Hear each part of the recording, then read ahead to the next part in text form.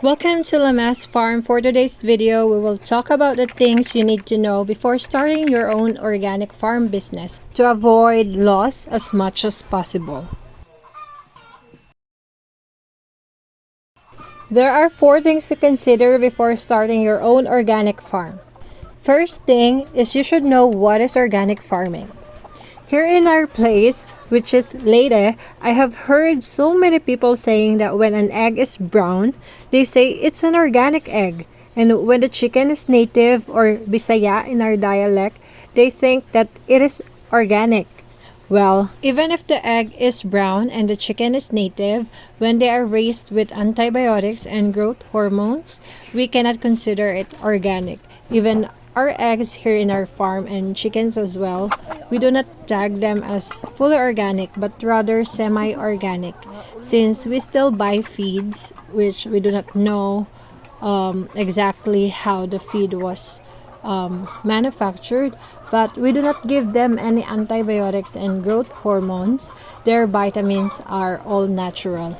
Organic farm products must be produced through natural ways, which means farming like nature. There are authorities who inspect our foods, so for all organic farms, the set amount of chemicals used in growing food must be limited to 6 kilograms per year per hectare.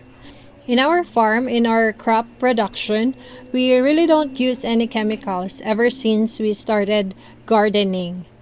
Except that some of our materials used are not organic, like the potatoes we use for Jadam organic fertilizer, and the sugar we use in fermenting are liquid fertilizers, and natural vitamins are just bought from the market, and we don't actually know if those are organic.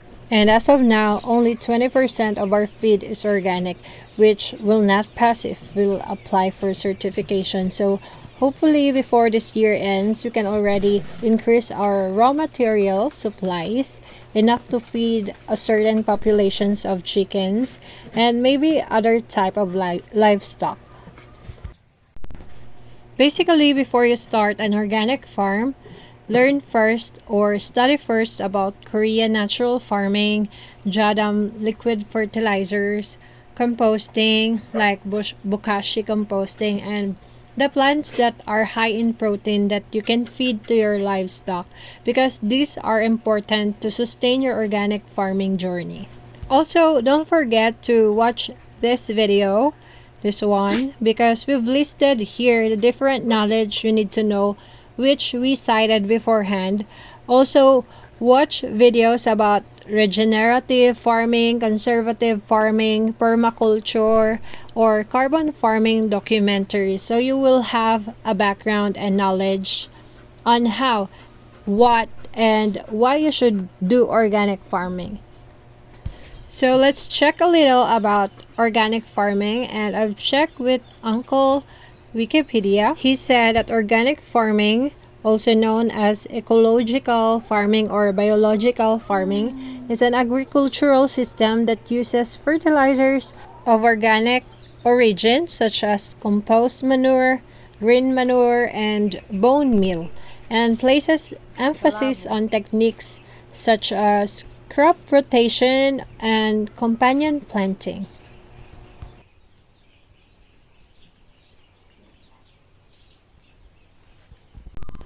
Although organic farming can be more labor intensive and expensive in some ways, but when you study thoroughly, there are wise ways in organic farming that will save you from intensive labor and expenses. That is why studying deeper about organic farming is a must before you start. In our farm, we are doing our research on how we can increase our crops and animal production with less expense as much as possible.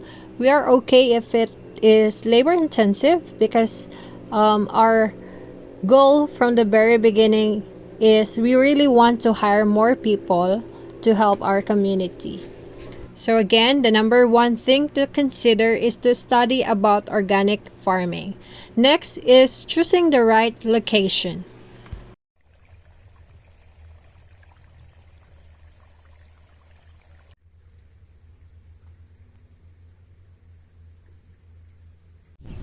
In our case, we are in the middle of a remote area and we had so many issues because our area is not accessible by vehicles. It was hard to transport materials like our feeds and all. It costs us more with transportation, so always consider your location to be accessible. If you are buying a land, make sure it is zoned for agricultural use to avoid any problems in the future. And if you can find a virgin land, well, that's the best to start for organic farming since the land for sure has many present beneficial microorganisms that will become your helpmate in growing your crops and livestock. Well, if you think it is expensive to buy a land and you have no budget yet, do not complicate life. Start with what you have and where you are, or with what's available, just like us. We started with the available land that we have. Even if we are remote, we find ways along the way to be creative and be sustainable as much as possible so we don't have to rely on what we can buy, but rather we chose to be resourceful by using what's available in our area, although not everything yet, but we aim to be fully sustainable. So if you are to start, you can start either in your backyard or front yard. It doesn't matter as long as you have the knowledge. You can grow it by starting small, then later on you can, if you have the budget already, you can buy the best land for organic farming. So let's summarize the things that we need to consider when we buy a land. So number one is accessibility, and make sure that it is zoned for agricultural use. And as much as possible, look for a land that is flat and virgin, and make sure that the land has a clean title as well. If you have any other idea that was not mentioned, feel free to comment it down so we also know, because sharing is caring. We must learn to help each other, and also do not hesitate to ask for help because we need each other. Sometimes it is our pride that is pulling us back to ask for help. One lesson I've learned in farming is the importance of the word help.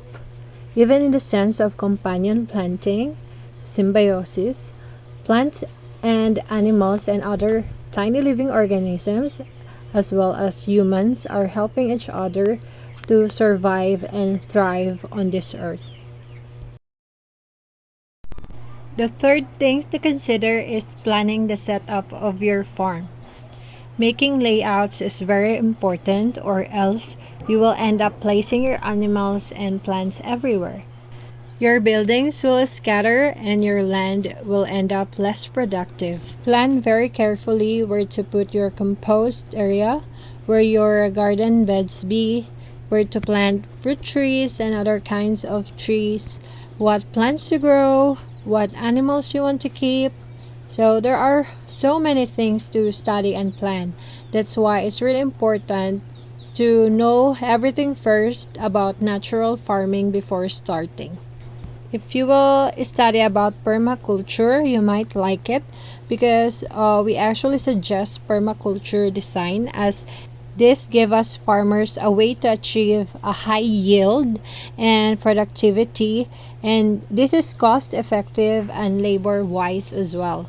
Why? We will make a different video about it because this quite too long already, and while waiting for that, you can also check other vlogs, and you can also check it on Google as well. There are a lot of websites talking about permaculture. Whichever will work for you well, at least you have an idea. Last but not the least is setting goals. We have to set our goals for our farm, like how much crop we want to achieve in a year, how many chicken meat, eggs, and other farm meat products you wish to sell in a year, so it will be easy for us to plan the setup of our farm. We have to measure our goal because we cannot improve what we can't measure. Our written goals is like the map of our success. This will serve as our guide, and when we have a goal in life or in farming specifically, we can filter out things. We will know where to say yes and where to say no, which makes it easier for us to distinguish unnecessary things. So let's recap the 4 things we need to consider before starting an organic farm. Number 1 is to study first about organic farming because knowledge is power. Number 2, choose the right location. Number 3, plan your farm setup. And number 4, set goals. What a lovely start that you're here watching our video. Hopefully this helped you and soon enough you can start your own farm. We are also in the process of achieving our goals. Organic farming is not easy, but worth it to fight for.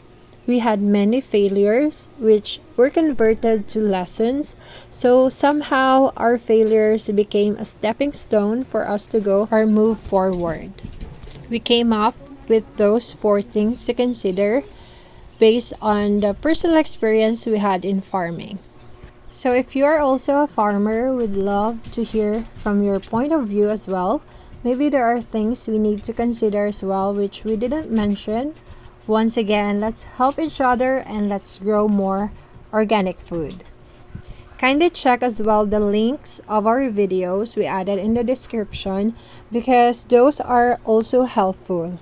Happy farming, and we hope we all become successful in what we do.